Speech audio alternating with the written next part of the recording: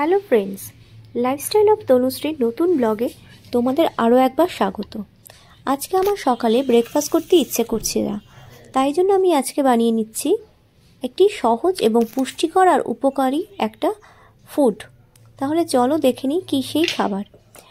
আজকে আমি ব্রেকফাস্টে রান্না করব না, কিন্তু উপকারী একটা খাবার বানাবো। প্রথমেই আমি এখানে দিয়ে দিচ্ছি 1 গ্লাসের কিছু কম পরিমাণ দুধ। এখানে আমি ডাবল টোন ইউজ করেছি। এবার তার মধ্যে দিয়ে দেবো ছোট বাটি প্রায় 1 বাটি ওটস তোমরা সবাই জানো কত উপকারী এবং কত ভালো একটা খাবার।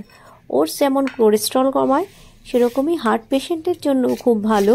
আবার যারা ওয়েট লস করতে চাইছো তারাও কিন্তু ওটসটা খেতে পারো। তাছাড়া ওটসে প্রচুর পরিমাণ ফাইবার থাকে, যা আমাদের কনস্টিপেশন কমাতেও সাহায্য করে। আমি এখানে আরেকটু ওটস নিয়ে নিলাম, দেখো, এবং ওটসটাকে ভালো করে গরম দুধের মধ্যে একটু নেড়েচেড়ে নিচ্ছি। ওটসটাকে অনেকে গরম দুধে জাল দিয়েও খায়, মানে ফুটিয়েও খায়, তবে আমি বেশি নরম পছন্দ করি না, তাই জন্য গরম দুধের মধ্যে ওটসটাকে দিয়ে দিচ্ছি। কিছুক্ষণ রাখলেই ওটসটা নরম হয়ে যাবে। এবার এর মধ্যে আমি দিয়ে দিচ্ছি, দেখো, কিছু পরিমাণ ড্রাই ফ্রুটস। আমি এখানে দিচ্ছি কাজু কিশমিশ। তোমরা চাইলে এখানে ভেজানো আমন্ড বা আখরোটও দিতে পারো, বা অনেক সময় আমি এখানে বিভিন্ন রকম ফল দিয়েও খেয়ে থাকি। আজকে আমার বাড়িতে যেহেতু ফলটা নেই, তাই জন্য আমি ড্রাই ফ্রুটস দিয়েই ওটসটা খাচ্ছি। এখানে তুমি অ্যাড করতে পারো আপেল, ছোটো ছোটো করে কাটা কলা, বা অন্য আরও যে কোনো ফ্রুটস। এবার এর মধ্যে আমি চিনির বদলে দেব মধু এই কারণেই দেব যে তোমরা সবাই জানো যে মধুটা দিলে কিন্তু চিনির থেকে মধুটা অনেক উপকারী, তাই জন্য আমি এখানে মধু দিচ্ছি।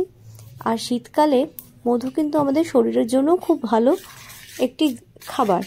তাই এবার মধু দিয়ে আমি, দেখো, ওটসটাকে সুন্দর করে নেড়ে নিচ্ছি। আমার মনে হয় ওটস প্রায় নরম হয়ে গেছে, কারণ এটা এমনিতেই খুব হালকা জিনিস। আচ্ছা বন্ধুরা, আমার এই চ্যানেলটা তোমাদের কেমন লাগে? যদি ভালো লাগে তাহলে অবশ্যই সাবস্ক্রাইব করে আমার পাশে থেকো প্লিজ, আর লাইক করো আর কমেন্ট করে জানিও তোমরা কে কীভাবে ওটস খাও।